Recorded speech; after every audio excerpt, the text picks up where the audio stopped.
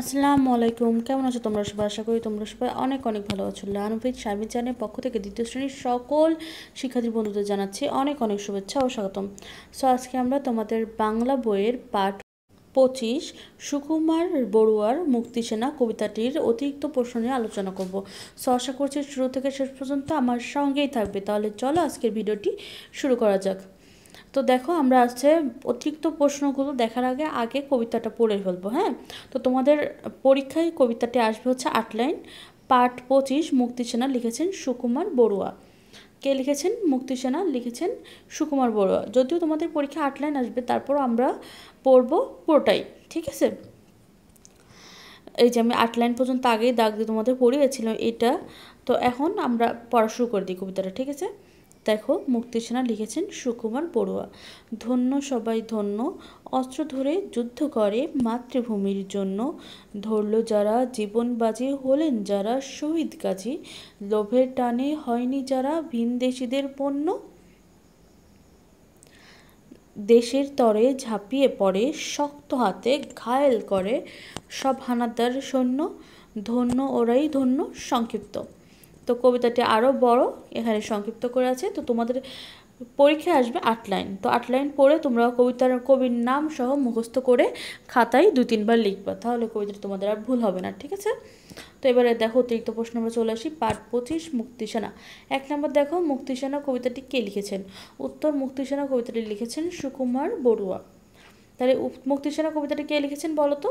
সুকুমার বড়ুয়া। বানানটা কিন্তু ভালো করে মুখস্থ করবা, বানান ভুল করা যাবে না, ঠিক আছে? তো মুক্তিসেনা কবিতাটি লিখেছেন সুকুমার বড়ুয়া। 2, অস্ত্র ধরে যুদ্ধ করলো কারা? উত্তর, মুক্তিসেনা অস্ত্র ধরে যুদ্ধ করলো। কারা অস্ত্র ধরে যুদ্ধ করলো? মুক্তিসেনা। এবার 3 নম্বর দেখো, মুক্তিসেনারা কেন যুদ্ধ করলো? উত্তর, মাতৃভূমির জন্য মুক্তিসেনারা যুদ্ধ করলো। তো কার জন্য মুক্তিযোদ্ধারা সেনারা যুদ্ধ করলো? মাতৃভূমির জন্য। এরপর দেখো 4, কাদের শহীদ বলে? উত্তর, যারা দেশের জন্য যুদ্ধ করে জীবন দেয় তাদের শহীদ বলে। তাহলে শহীদ কাদের বলে? যারা দেশের জন্য যুদ্ধ করে জীবন দেয় তাদের শহীদ বলে। এবার 5 নম্বর দেখো, হানাদার কারা? উত্তর, যারা আমাদের মাতৃভূমির ওপর হামলা করে বা আক্রমণ করেছিল, হামলা বা আক্রমণ করেছিল, তারা হানাদার। তাহলে হানাদার কারা বলতো? আমাদের মাতৃভূমির ওপর যারা হামলা বা আক্রমণ করেছিল তারাই হচ্ছে হানাদার। অর্থাৎ আমাদের মাতৃভূমির উপর অ্যাটাক করেছিল, আমাদের দেশের উপর অ্যাটাক করেছিল। মাতৃভূমি হচ্ছে আমাদের নিজেদের দেশ, ঠিক আছে? তো হানাদার হচ্ছে তারাই যারা আমাদের দেশের উপর অ্যাটাক করেছিল। এবার দেখো 6 নম্বর, কারা ধন্য? তাহলে কারা ধন্য? উত্তর হচ্ছে, যারা মাতৃভূমির জন্য অস্ত্র নিয়ে যুদ্ধ করেছিল তারাই ধন্য। তাহলে ধন্য কারা? যারা মাতৃভূমির জন্য অস্ত্র নিয়ে যুদ্ধ করেছিল। মাতৃভূমির জন্য কি করেছিল? অস্ত্র নিয়ে যুদ্ধ করেছিল, তারাই ধন্য। আচ্ছা, এবার 7 নম্বর দেখো, তারা ভিনদেশীদের পণ্য হয়নি। তারা ভিনদেশীদের পণ্য হয়নি, অর্থাৎ অন্য দেশের। ভিনদেশী অর্থ হচ্ছে অন্য দেশের পণ্য, অর্থাৎ অন্য দেশের কাছে বিক্রি হয়ে যায়নি তারা, ঠিক আছে? তো এখানে দেখো আমি একটা ভুল করেছি, তো একটু পরে বলছি। উত্তর, যারা মাতৃভূমির জন্য যুদ্ধ করেছেন এবং শহীদ হয়েছেন তারা লোভের টানে ভিনদেশীদের পণ্য হয়নি। তো এখানে দেখো আমি একটা ভুল করেছিলাম, সেটা হলো তারা লিখে ফেলেছি আমি ভুল করে। এখানে হবে কারা। কারা ভিনদেশীদের পণ্য হয়নি। তো এখানে হচ্ছে কারা হবে, তারা না, ঠিক আছে? টাইপিং মিস্টেক হয়েছে আমার। উত্তর, যারা মাতৃভূমির জন্য যুদ্ধ করেছেন এবং শহীদ হয়েছেন তারা লোভের টানে ভিনদেশীদের পণ্য হয়নি। অর্থাৎ তারা নিজেদের লোভটা না দেখে তারা দেশের জন্য যুদ্ধ করেছেন, তারা ভিনদেশীদের পণ্য হয়নি, অর্থাৎ অন্য দেশের বিক্রিত পণ্য হননি, ঠিক আছে? তাহলে এবার এগুলো খাতায় তুলে তোমরা মুখস্থ করে ফেলবা। আর দেখো তোমাদের হচ্ছে শব্দ লিখি। এইখানে হচ্ছে শব্দার্থ আছে, এই শব্দার্থগুলো তোমরা একটু মুখস্থ করবা। মুক্তিসেনা অর্থাৎ মুক্তিযোদ্ধা, ধন্য, সাধুদের বাদের যোগ্য।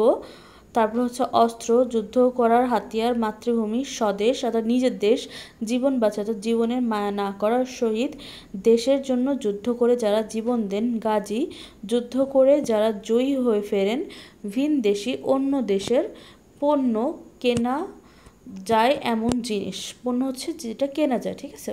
ঘায়েল করা, পরাজিত করা, হানাদার, আমন্ত্রণকারী, আক্রমণকারী। তো এই পর্যন্তই, তোমরা হচ্ছে শব্দার্থগুলো একটু মুখস্থ করে ফেলবা, ঠিক আছে। তো মুক্তিসেনা আমাদের পড়া শেষ।